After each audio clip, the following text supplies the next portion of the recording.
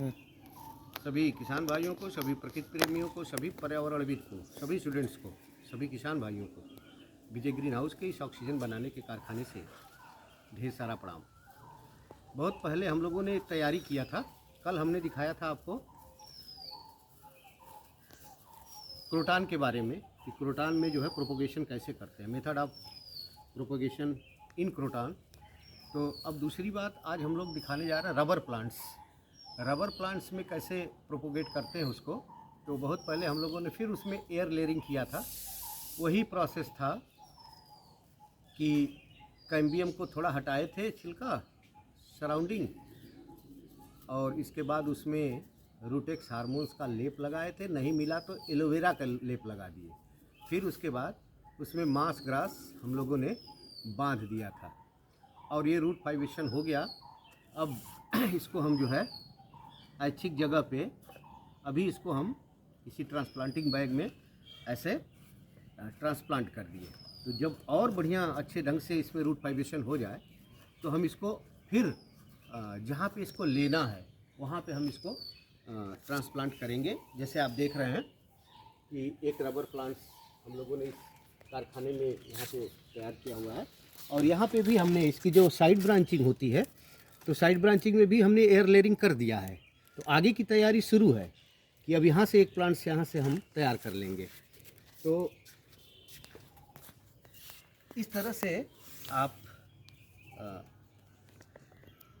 अलग अलग प्लांट्स में अलग अलग मेथड हैं।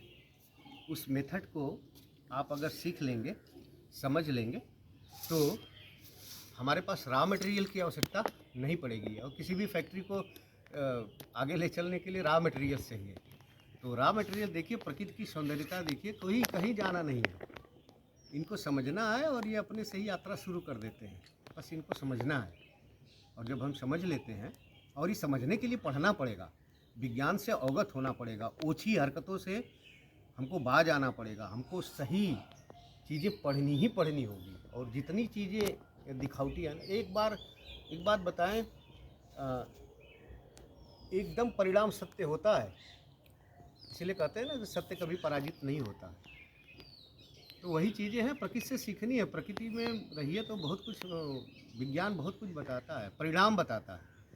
तो शुरू में आप जब सही दिशा में चलेंगे तो वो परिणाम आपके ही अनुकूल आएगा, और जब आप गलत तरीके से चलेंगे तो वो परिणाम आपको ही दिखेगा और स्वयं दिखेगा। और दिखता है, आदमी भूल जाता है कि अरे हम, तो वो दिखता है, वो पकड़ नहीं पाता, वो दूसरों पे जाता है। नहीं, अपने पे देखिए ना। तो जो चीज़ें हम निगेटिव ऑर्गन्स अपने अंदर डेवलप करते हैं ना दूसरों के प्रति, वो अपने आप शुरू हो जाता है। यहीं से कहानी शुरू हो गई। इसलिए प्रकृति से सीखिए, इनकी भाषा को सीखा जाए, विज्ञान को सीखा जाए। तो जब हम सीखेंगे तो सारी चीज़ें हमारे अनुकूल होती चली जाएंगी।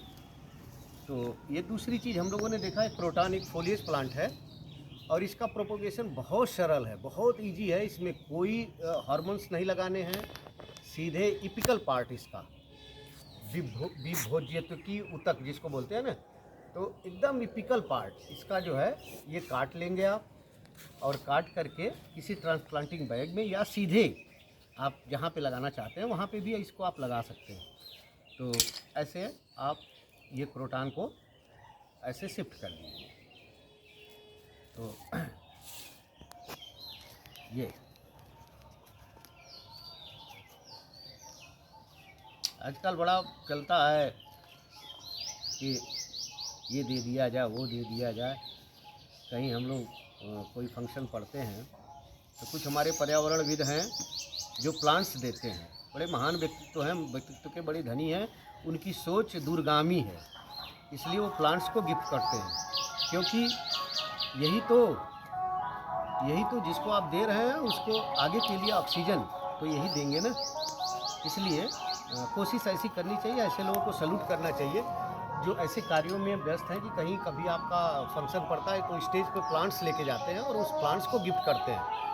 तो कुछ ऐसी टेंडेंसी पालनी चाहिए कि हम इशारों में बहुत सारे संदेश दे पाएँ।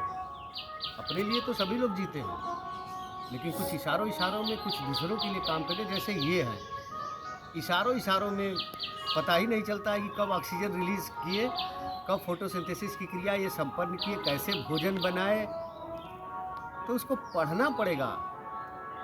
जितना वायुमंडल को प्रदूषित करने के लिए कार्बन डाइऑक्साइड रिलीज करते हैं, ये फोटोसिंथेसिस की क्रिया में उतना ही एब्जॉर्ब कर लेते हैं। ये देखिए, तो हमारी गलत चीज़ों को ये एब्जॉर्ब करते हैं, निगेटिव आर्गन। इसलिए कहा जाता है ना कि बहुत सारे प्लांट्स को बाहर लगाते हैं, कहते हैं कि ये निगेटिव आर्गन्स को एब्जॉर्ब कर लेता है। ये वैज्ञानिक रीज़न है, साइंटिफिक रीज़न है। और तो इनको पढ़िए, इनको पढ़ करके जब इनके बीच में आप 10-5 मिनट रहते हैं ना, तो आपका मस्तिष्क बिल्कुल पॉजिटिव होता है। तो पॉजिटिविटी लाने के लिए इनके पास तो आना ही पड़ेगा। और जब तक व्यक्ति पॉजिटिव नहीं होगा, बी पॉजिटिव, हम पॉजिटिव होंगे तो दिखेगा। अगर हम निगेटिव शुरू कर दिए तो फिर कहानी। इसलिए अगर पीछे के जनरेशन को ठीक करना है तो अपने को ठीक कर लीजिए। हमारे अंदर का क्या कैलिबर है, बच्चों को छोड़िए, आप अपना कैलिबर ठीक करिए, बच्चे ठीक हो जाएंगे, स्टूडेंट्स ठीक हो जाएंगे। अभिभावक ठीक हो जाए तो स्टूडेंट्स ठीक हो जाएंगे।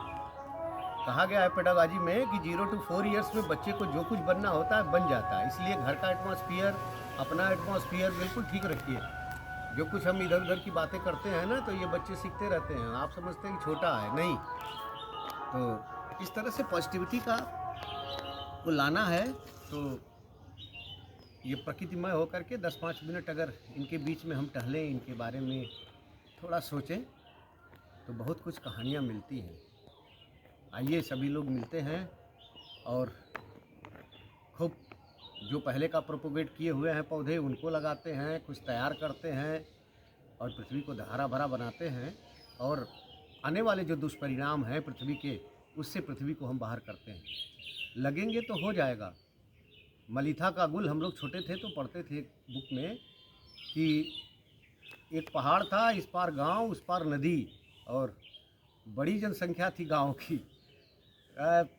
भुखमरी के शिकार हो गए लोग। पानी के अभाव में सिंचाई का साधन नहीं थे, पानी नहीं मिलता था तो खेती नहीं हो पाती थी।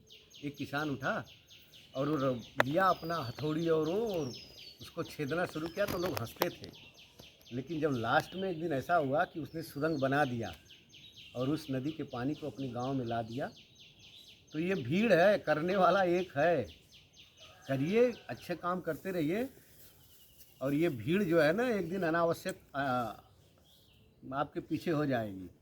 एक सुभाष चंद्र बोस, एक गांधी, सब टैलेंट एक एक तो पैदा हुए देश में, कहीं भी देख लीजिए उठा के। इसलिए करते जाना है, जुड़िए अच्छे कामों में और भीड़ की उम्मीद मत करिए। भीड़ अपने आप आ जाएगी, वो एक दिन आ जाएगी।